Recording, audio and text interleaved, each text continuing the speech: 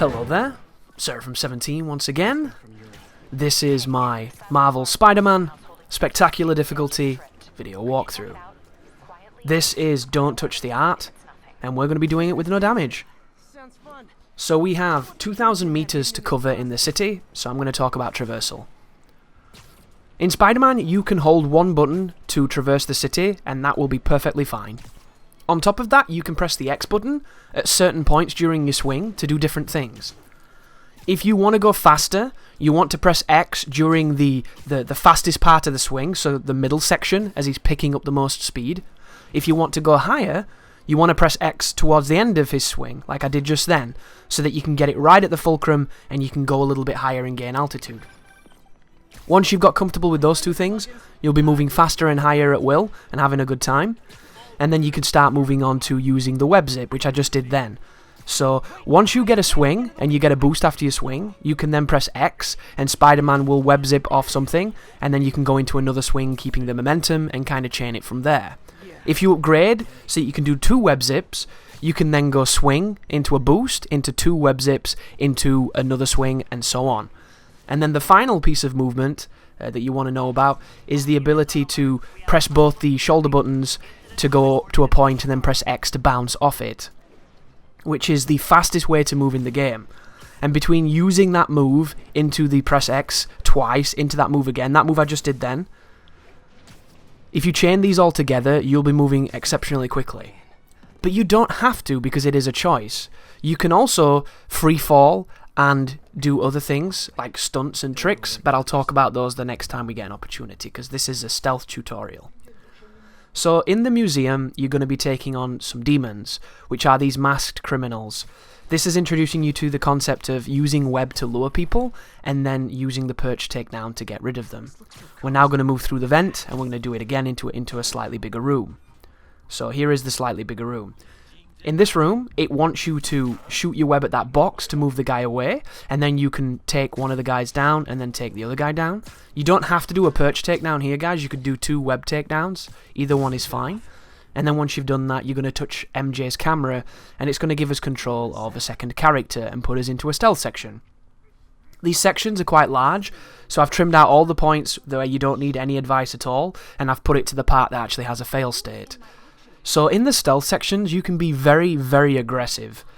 It's kind of crazy how ridiculous you can make some of these sections seem. And when I first did this on my stream, I had a super good strategy here where I just bum rushed the left-hand side of the room, hit the door, and I did it in like 5 seconds. But when I tried to do it for the walkthrough, it wouldn't work. So I don't know how I timed it or what I did differently, but I wish I could have done that the same method. However, I ended up doing it like that. And then once you're in the room, you have to do a puzzle with the Neo. So the Neo wants its left arm to be down, its right arm to be up, and its right palm to be upwards. It also needs its head to be facing to the right, and its mouth to be closed. You'll find all of this information by turning around one of these books. The book describes it to you and shows it you. Once you've done that, you can then do the first part of the puzzle. Once you do the first part of the puzzle, it will open the Neo's hand, and it will want you to put in the staff that was emblazoned in that previous illustration. So, do not move the head after you've moved it to the right. I'm going to move the head because I thought it was wrong, but it's not. And then when you move the hand, the game's going to tell me dynamically that maybe I should move the head because I did it wrong. Then you'll see his hand open, which means we have to give him the staff. The staff is on the right-hand side. It's this spiky thing, and you'll have to analyze the case and then aim at it and press X. And then once you've done that, you can give it to the Neo, and then we're going to be going back into the capable hands of Spider-Man. And as far as MJ sections go, this is a pretty swift one when you know what you're doing, which is what they all are when you know what you're doing. I just kind of get the feeling that I would prefer the game if they didn't exist. Focus, Pete. So this is interesting too. The game gives you the opportunity there to zip to the ceiling.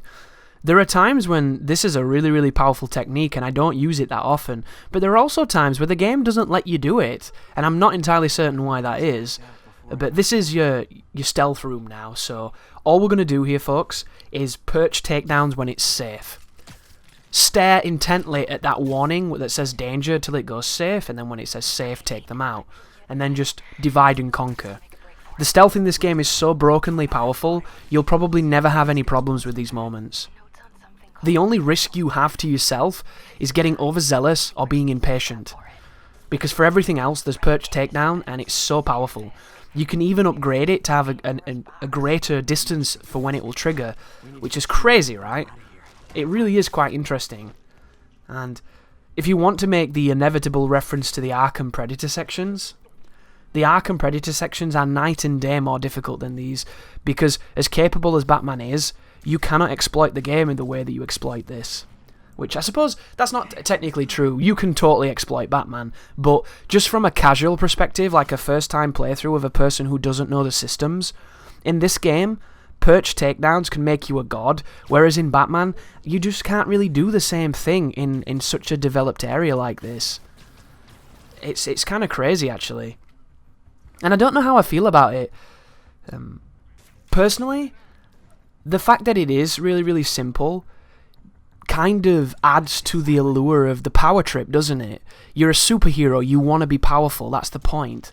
But then from the gameplay perspective, if you're not challenged, it becomes boring. You know, there are those players that don't want to be challenged and want the entire game to be gifted to them, so for them this is probably a great sequence. But for somebody who's wanting to get destroyed and wanting to learn the game, then this is not really going to do it for you. Whereas in Arkham, some of the Predator sections can be a fucking nightmare because they get really frustrating, you know, when you do it wrong or you don't have the right strategy or the right flow. But speaking of flow, we can get back into the, as Darkseid calls it, the free-flowing combat. So the first thing you want to do here, guys, is get rid of the guy with the gun. The person with the gun is the person you always want to get rid of. Right then, when I did that focus attack, when I did the takedown, I wanted to hit the man with the gun, but I didn't get him. And that's going to bring us to the focus in itself, which I'm going to speak about. But first, we need to talk about the demons with the abilities to use the negative energy. So the demons with the negative energy, each of them has to be fought in a different way. Some of them involve dodging their attacks and punishing, some of them need to be launched, some of them, like for instance, pretty much all of the powered up demons will block web attacks unless you stun them or catch them in an attack. This guy right here might be the exception to that, because I was able to immediately web him and get rid of him with the kick. Because the dude who has the little axe thing, the little scythes, be very careful of this enemy. He has the ability to do an incredible AoE that has a lot of range. He can even hit you when you're behind him, so be very, very careful of him. But the standard dudes that punch you, once you understand their movesets, you'll not have any issue with them, but you really want to get rid of the guy with the gun, so that's what I'm going to do. Just get rid of him, stick him to the ground, and then focus on his friends. Speaking of focus, but the video's over before I could talk too much about the focus and the takedown, so we'll do that in another one. But thank you for watching, guys. I hope the series is helping, or at least entertaining if it's not, and you take care now.